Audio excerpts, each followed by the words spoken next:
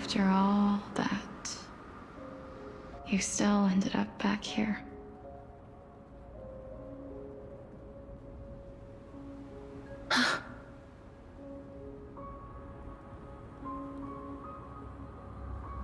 So the legends were true. The Netherrealm really is a sea of flowers. Yes. Just like the flower fields we tended to back then. Is that you, Plixia? Do you remember me? I don't have the memories from that time, but I've seen you before during an experiment.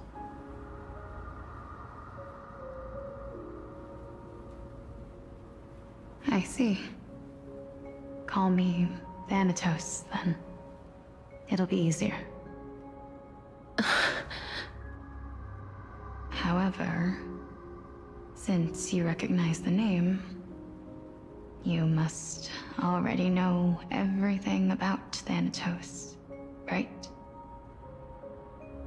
Yes. I'm here to reforge the order of life and death in Amphorius.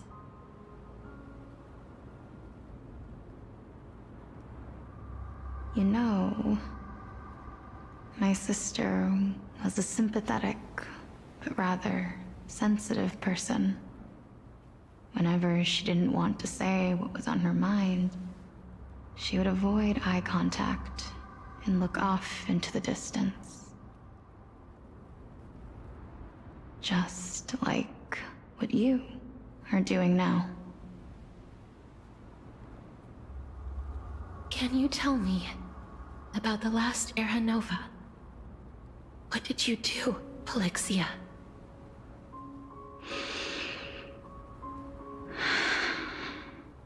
Where should I begin?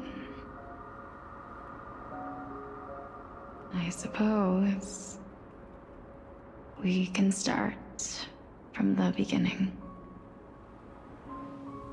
A long, long time ago, there were a pair of like-minded twins.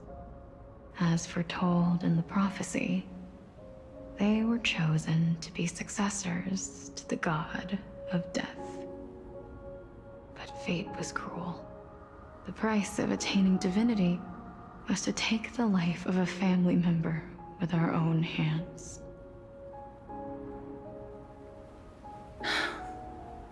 That trial was indeed recorded in that memory. Then you should already know that my sister voluntarily gave up her own life, so that I could ascend as the demigod of death.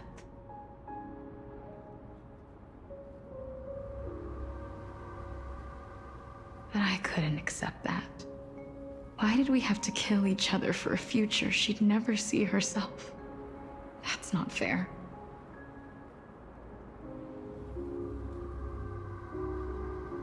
So, while weaving the laws of the new world, I shattered the forbidden bottom line for life and death.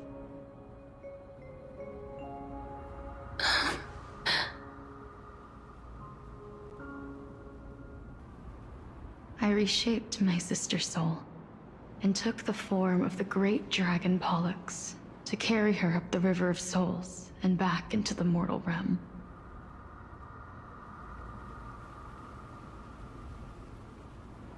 But our fates were already decided and manifested in unexpected ways in response to my futile actions.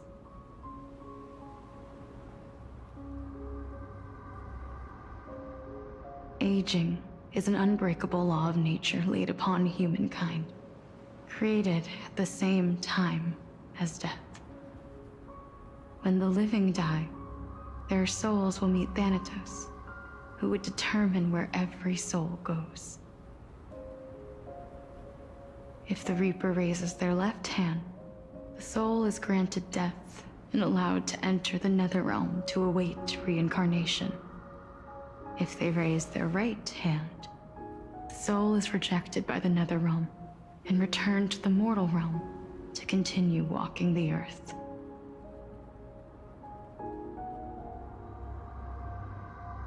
That's why the Hand of Shadow can only lay down judgment and not embrace another being. Yes. Death was originally a pair of hands, but they were split in twain when we reached the mortal realm, never to touch each other ever again.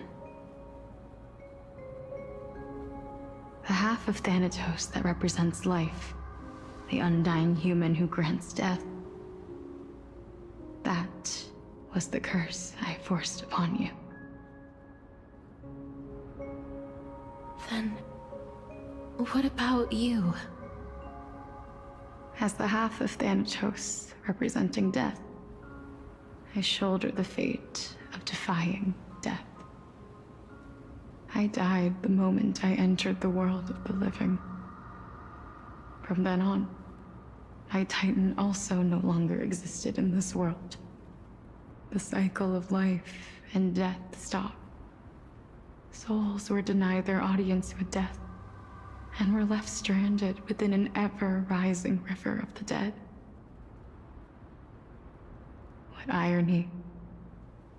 My selfish desire to save your life gave you and the world a fate far worse than death instead. Then, what was left of my reason was left behind in the Netherrealm, where I've been taking care of these flowers day after day, until there is now a sea of them, all while mulling over the subject of life, death, parting, and enduring an endless loneliness.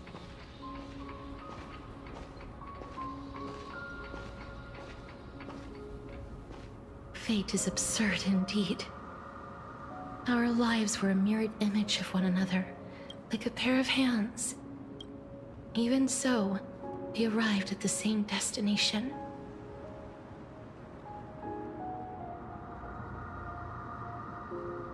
We walked different paths, yet experienced the same pain. I had hoped that maybe you would at least have a good life in this cycle. I'm sorry. I lived my life well. It didn't go to waste. As far as I'm concerned, you did nothing wrong. Even though I forced the authority of granting death to humanity upon you, a total stranger. Too many responsibilities were forced upon me in the course of this long journey. I was once lost, even upset.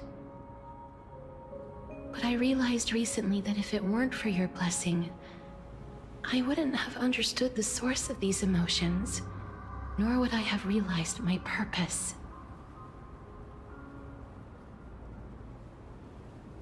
I wouldn't have made it here to reunite with my missing half. And we wouldn't be discussing our past while sharing the same view of this landscape.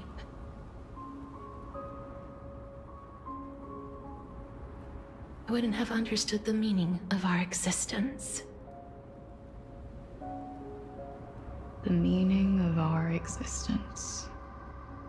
This sea of flowers blooms on dead land, because we sowed it with the seeds of our separation and watered it with our tears of loneliness. Yes, the only thing death is allowed to create are flowers that bloom from blood and tears. That's why Thanatos cannot create living beings at will, nor can the Hand of Shadow determine a person's remaining days.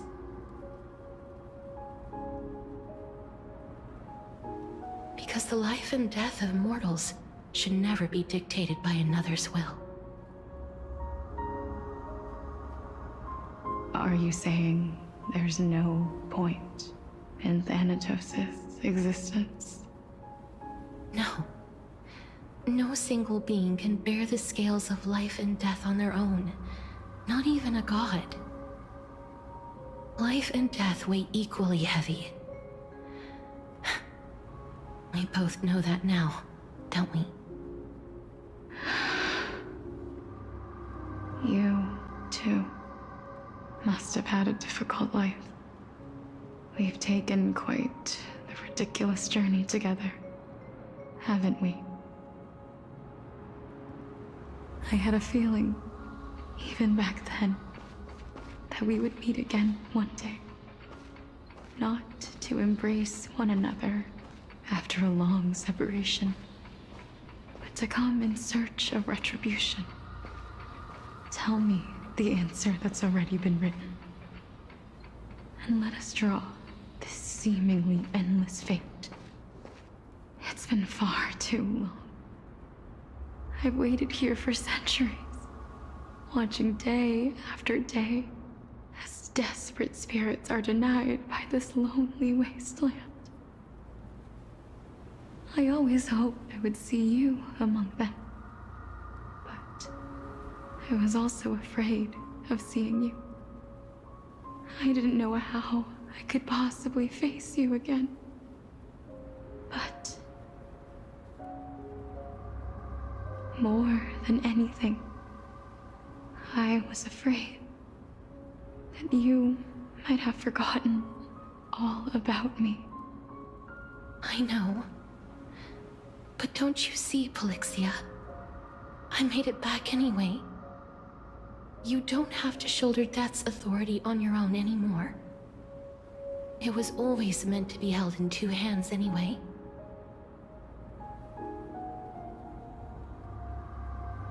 So, let's give our core flame to her, and have her take it back to the mortal realm.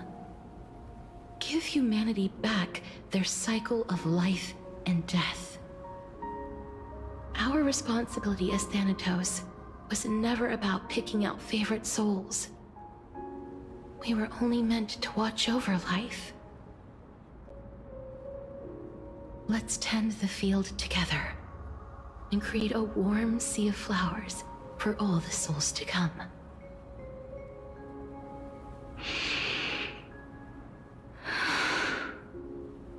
What do you think, Pollixia? Yes, just one last step. You shall wither, and through that, the dead will sprout again from the remains, and be reborn with the dead flame. As foretold by the prophecy, Thanatos' authority is only destined for only one person to wield. As the Chrysos heir of death, as their demigod, as a titan. Our fated moment has arrived once again. Just like before. Yes, just like before. But unlike that time, the ones undergoing the trial this time are prepared. You've made up your mind? Yes, as dictated by fate.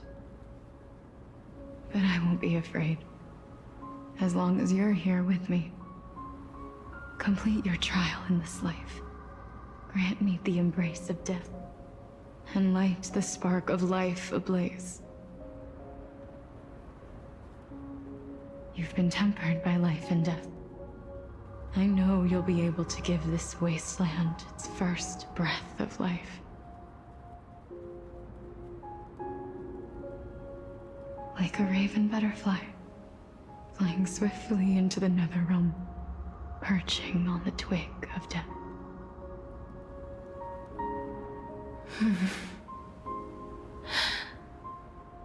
I will. After this, I will remain permanently in the Netherrealm. The River of Souls shall return here and rain down from the sky. scattering souls across the earth. The cycle of life and death will flow once again. This sea of flowers you sowed shall bear countless joyous or sorrowful souls, and bloom evermore.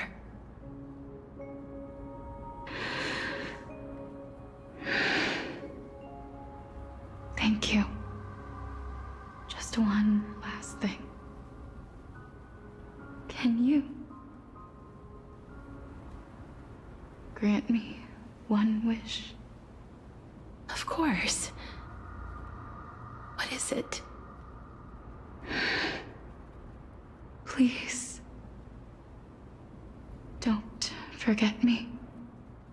I promise you, when we meet in the next world, even if I have endured another reincarnation, even if we do not know each other's names, I will still hold you tightly in my arms, just like what I did when we were born. Castorice. Castorice. You're as beautiful as a fleeting butterfly.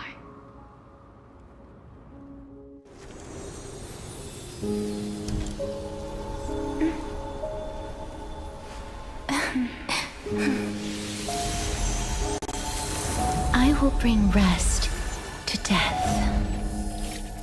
And from now on, stagnant life will once again flow.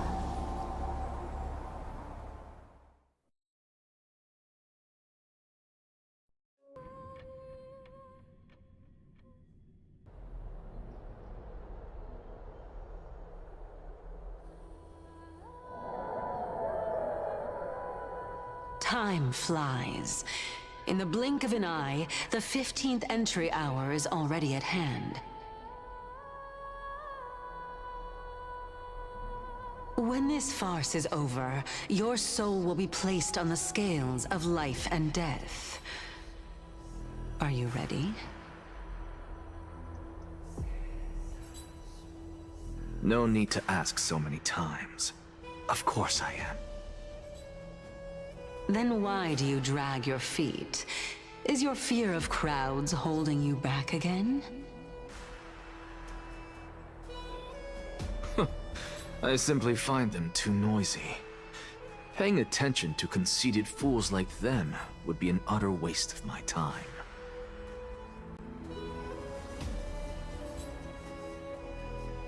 Such harsh words. As I see it, you are no less arrogant than they are. I couldn't agree more. Oh. I did not expect to hear that from you.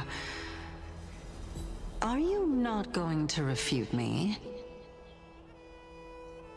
I know myself better than you think I do. At the very least, better than a stowaway like you.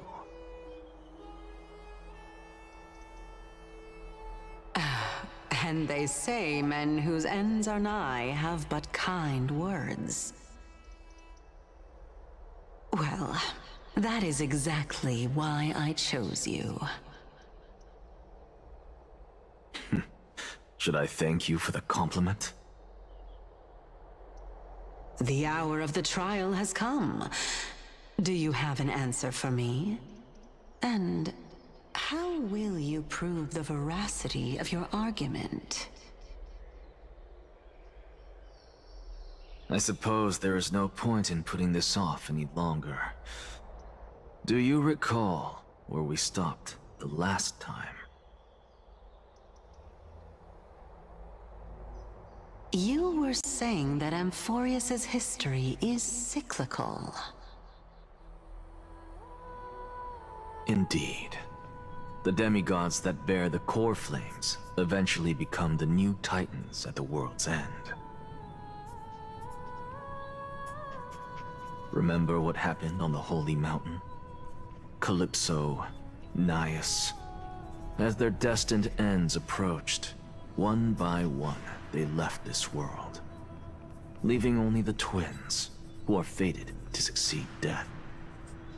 Unfortunately, while their journey is consistent with ours, you and Calypso, as well as Nikador and Naias, act as supporting evidence. I can only come up with a rough sketch for my theory of a cyclical history. For all the pains I took to reach this point, I had already lost hope of ever obtaining definitive proof. After all, the past is in the past. Proving that we are the legacies of heroes of the past is a hopeless endeavor. That is, until I met a girl named Pollixia and her sister. If Castorice was truly sent from the past to the present for the Titan's self-serving reasons, then having lived through 2 cycles, and with Styxia as the pivot, she will no doubt be the link to connect all of this together. If the Twins of Death can bridge 2 cycles to reunite at the shores of the Sea of Souls, then my hypothesis will no longer be just a hypothesis. And you too will get the answer to your question. Well, that is all well and good, but how can you be so sure?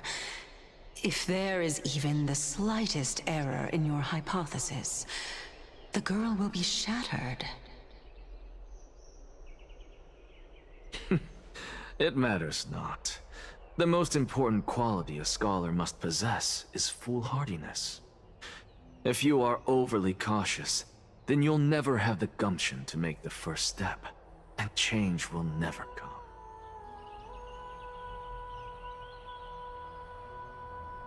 Besides, I, an Exagoras, am destined to overturn this farcical world. Come, let us go and teach those pathetic worms one final lesson.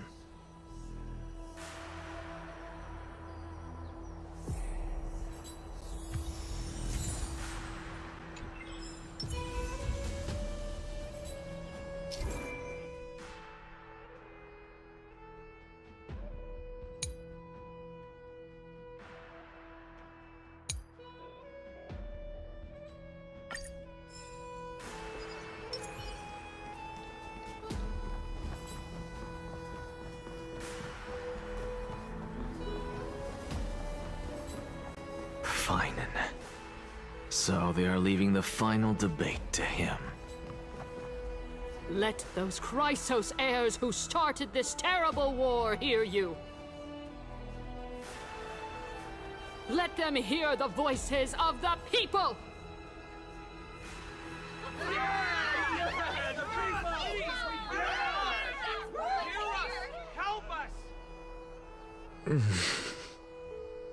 As always, that woman knows how to stir up a crowd.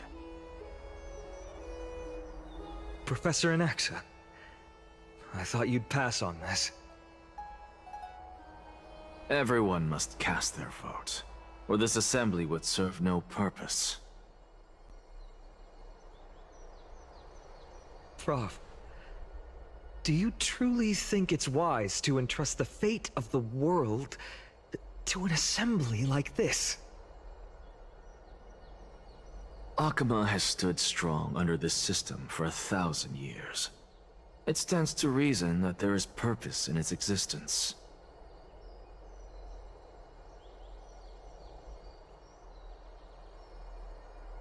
But that is not what you're asking, is it?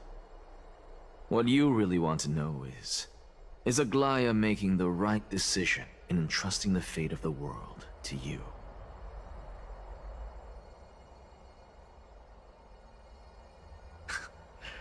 Nothing ever escapes you. I didn't spend all those years teaching you for nothing. Most people only take 4 years to graduate, if I recall.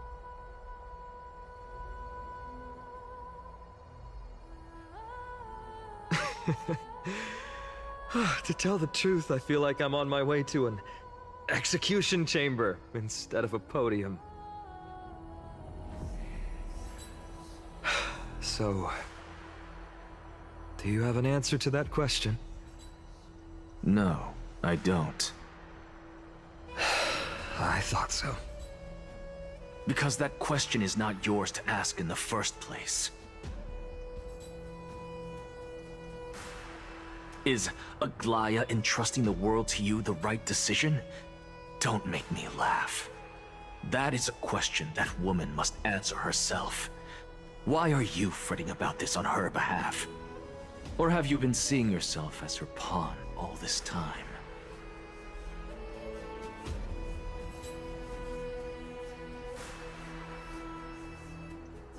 Listen up.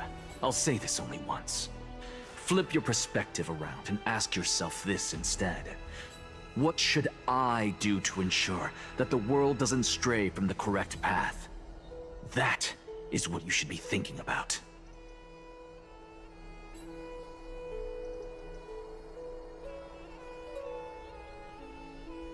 You still have time, so give it some thought. Oh, and don't bother telling me the answer. Tell it to those begging for salvation from the gods. Got it.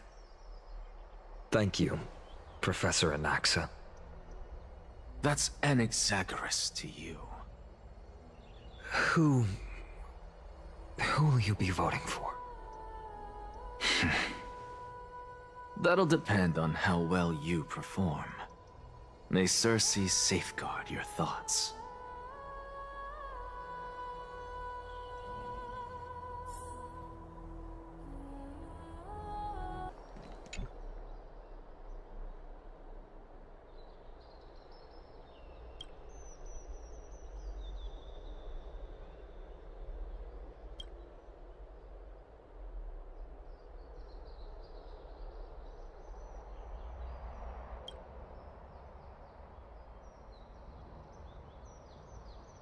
I actually don't necessarily find things remaining the way they are. The way you say it. I'm a little nervous. Thank you. Elders and citizens, silence, if you please. As the Theoros, I present to you Finan of Ides Elysiae, virtuous citizen of Akima, and the last speaker of the Assembly. Much obliged, Lord Lycus. I remember him. He's the penniless lad working for Aglaya. Where's Lady Goldweaver? Why is she sending this guy to give the last speech? Is this really the end of the Flame Chase journey?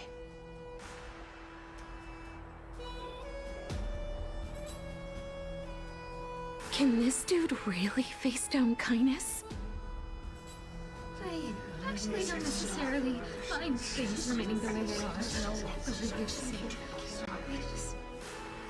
By Kefali above, dear citizens of Akima, as you look upon me, so too do I see you. I see your fear and misgivings, your apprehension about the discord between the Chrysos heirs and the Council of Elders, and your uneasiness about the future of the Holy City.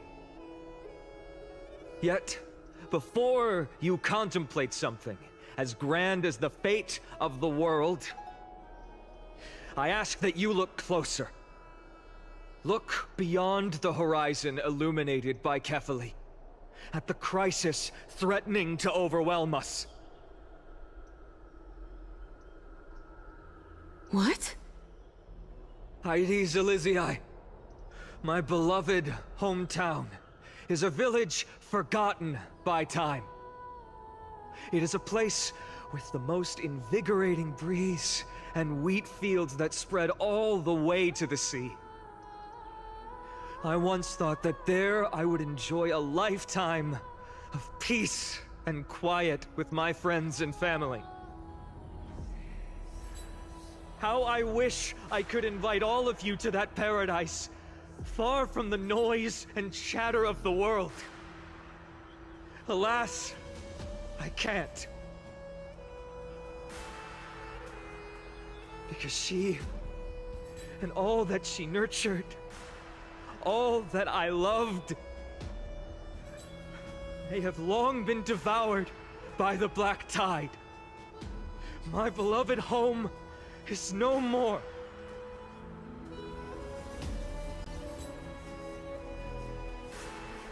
I will never forget the day the black tide struck. My father, Hieronymus, fought with a broken sword to his last breath to protect his child. My mother, Aldada, she was ripped apart by monsters. Also, I might live to stand before you here and now.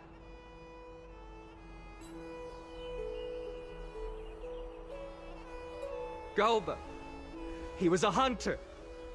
But in the end, those arms that once drew a bow instead embraced Piso, his beloved son, as they both breathed their last. Pythias, the teacher, risked her life to save her students, but a burning beam fell on her, crushing her.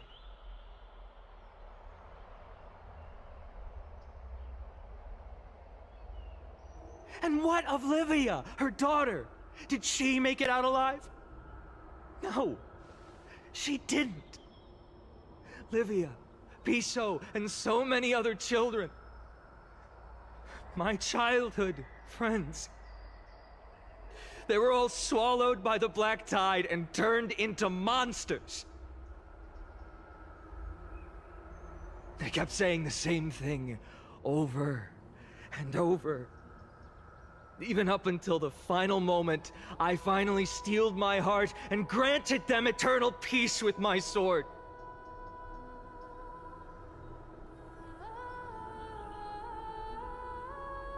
Why, Finan?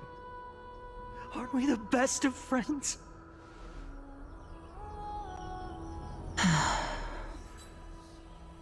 That is the black tide. A looming threat that can bring Akuma to its knees any time.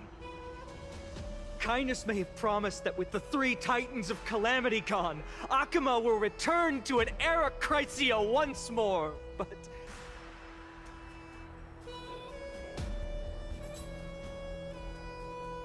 much as it pains me, I must disappoint you.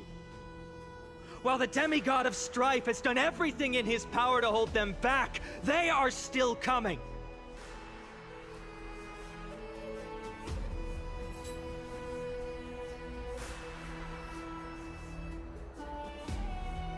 By now, the name of that black-robed swordmaster, the Flame Reaper, has likely echoed throughout the city already.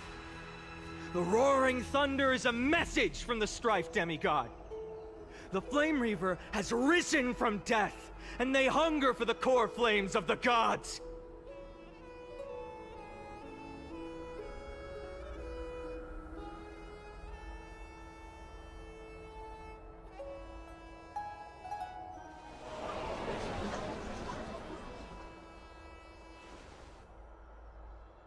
Lies! If such a powerful enemy is indeed approaching, why is Akuma still a picture of peace? Exactly! The city of Akuma shows no signs of pandemonium or chaos. And why is that? I beg you, spare a moment to think about this. Are we able to stand here and hold this assembly in peace today because the danger has passed?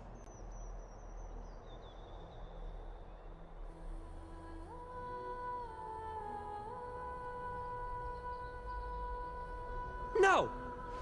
This peace we enjoy is no gift of fate. We are able to stand here today only because the Chrysos heirs have stepped up and shielded Akuma from calamity. With her golden threads, Aglaya has preserved and continues to preserve these idyllic days that all of you hold dear.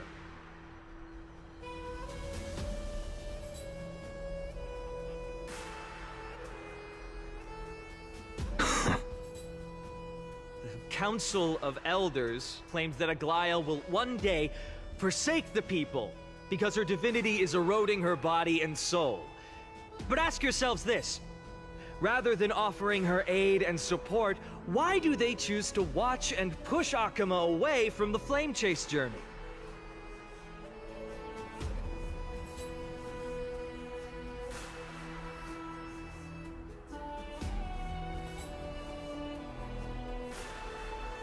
The answer that no one can bring themselves to speak of. A truth stained in blood and buried in greed, fear, and vanity. Allow me to lay it bare before you.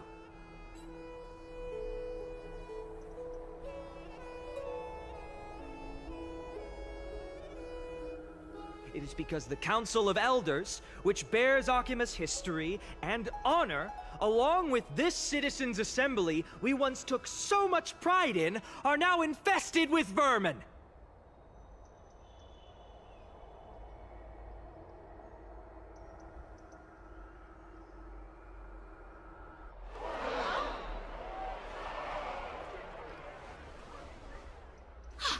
You insolent whelp! How dare you! It is true that Aglaia has reached her limit. Why? Because she has been working tirelessly to weave the defenses of our holy city against the encroaching evil. All while these vermin are making up baseless accusations about her and scheming in the shadows.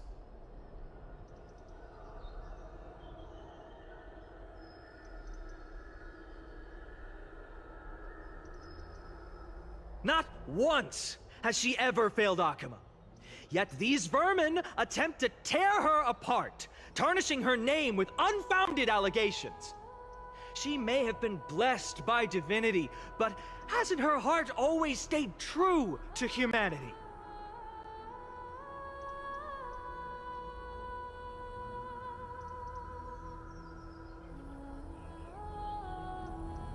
They attempt to mislead you and reduce this assembly to a crude standoff between gods and humans, but citizens of Akama. Once more, I implore you to open your eyes and look at those around you.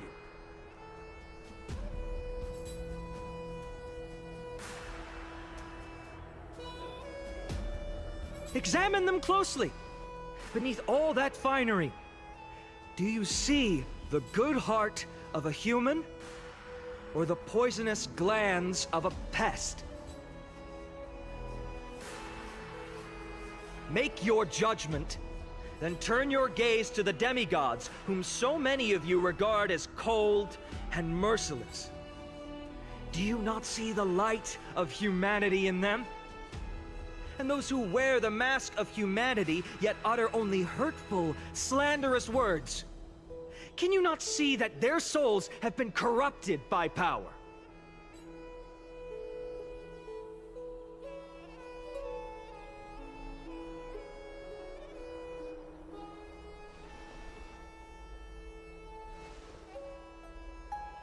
Yet, no matter what your answer is, and no matter who your vote goes to, rest assured that you have nothing to fear.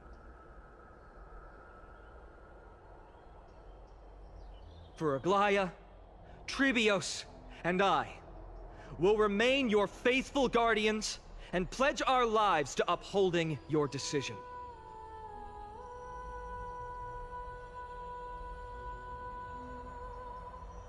And this vow will stay true until the end of our days, where it will be passed on to future Flame Chasers.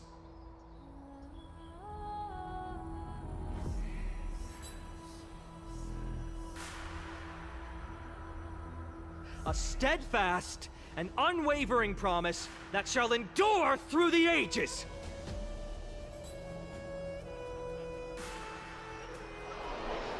Absolutely right. This race of saves have only our best interests in mind. I still don't understand it. You will never believe our proceedings are always have to end. So...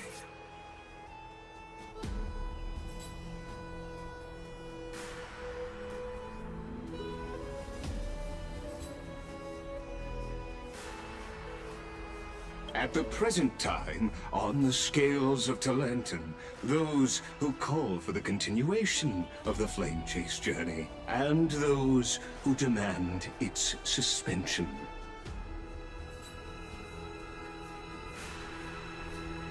Each faction holds an equal share of votes, resulting in a perfect balance. As expected. This is the moment when the Flame Chase journey is the closest to its end. And now, it's your turn to vote, Lord Anaxagoras. Is there anyone else who hasn't voted? No, you're the last. Cast your vote with care, for your decision will break this impasse. I have long since made a decision. Very well. May you bring much-needed change to this farcical world.